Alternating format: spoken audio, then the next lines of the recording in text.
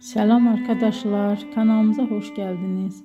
Bugün sizlere Türkiye'nin en tanınmış genç oyuncularından biri olan Hande Erçel'in hayat hikayesinden bahsedeceğim.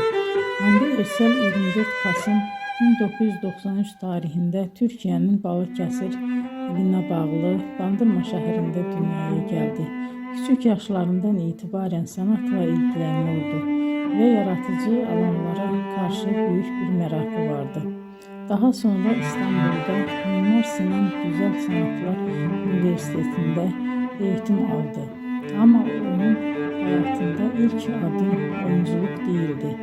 Hande Erçel kariyerine modellik yaparak başladı. Genç yaşta katıldığı güzellik yarışmaları sayesinde dikkat çekti ve kısa bir süre televizyon dünyasının kapıları ona açıldı. 2015 yılında yayınlanan Güneşin Kızları dizisinde Selin karakterinin canlandırmasıyla geniş kitleler onu tanımaya başladı. Bu rol onun kariyerinde önemli bir dönüm noktası oldu. Ardından birçok başarılı projede yer aldı. Bugün Hande Erçel sadece Türkiye'de değil,